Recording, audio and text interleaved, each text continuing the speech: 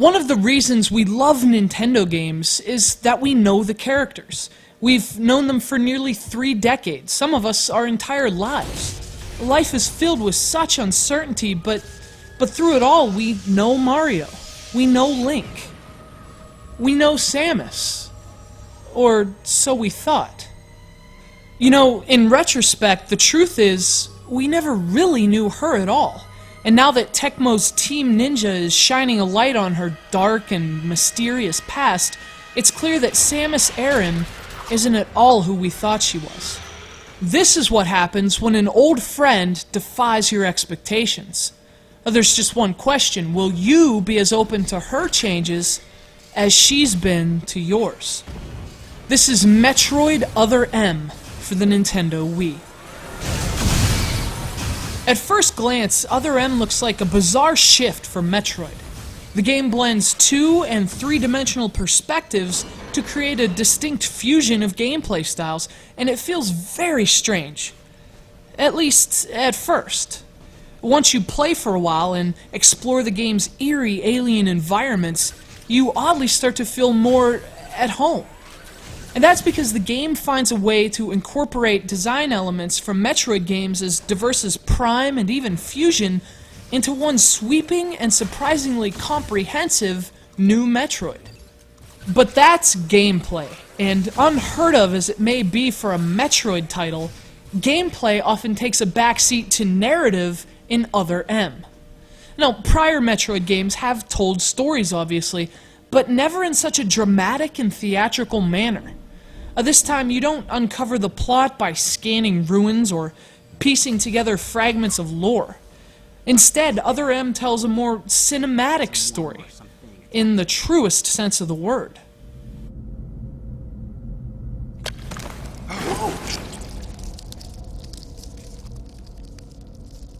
Get away from me! Of course, just as noticeable as the plot's cinematic flair is how personal it is. This story isn't about saving a planet or killing a monster. It's about a conflicted woman struggling with her own identity. She isn't the tough and unwavering warrior she's always seemed to be. In fact, she's mired in a state of almost constant uncertainty. She's haunted by her past, and although she's killed countless beasts and demons over the years, she's never slain her own.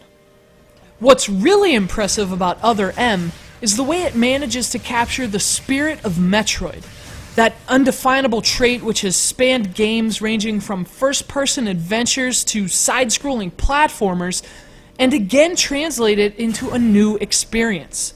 From the design of the levels to the way you progress through them, there's definitely a Super Metroid vibe to the game's 2D segments, and when the action switches to first-person, it's an instant flashback to Prime. Of course, for this ambitious premise to translate into a practical gameplay experience, it would obviously have to control well. And it does. Sort of. You play by holding the Wii Remote sideways, mimicking the way you played Metroid games on Nintendo's first 2 consoles. Moving through Other M with a D-pad works pretty well, and shooting enemies is handled with an auto-targeting system, which also works pretty well. But this mechanic is limited compared to analog control, and because the game takes place in 3D space, you'll sometimes run into a few D-pad hindrances which just wouldn't exist with analog control. That said, those hindrances are relatively few, but switching to a first-person perspective can be a bit more problematic. Not only can you not move in first person, but you'll often waste a moment or two finding your reticule and getting yourself oriented.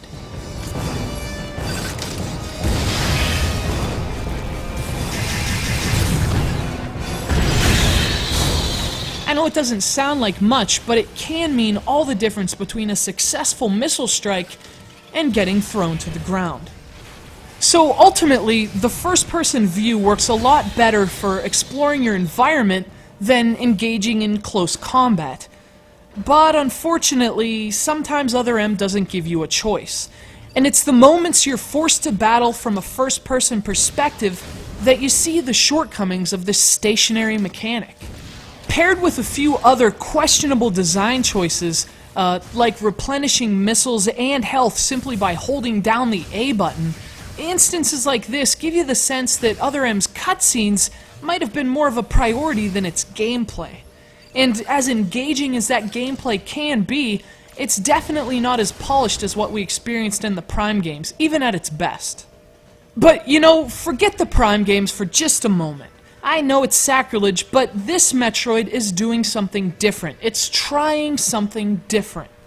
Although there are definitely a few areas in which it falls short, there's much more here to like than to criticize. And if you're willing to embrace a character who is perhaps very different than you assumed, you'll appreciate finally learning more about Samus Aran than how to fire her arm cannon. That crossed my mind. That howl I heard earlier, could this creature have been the source?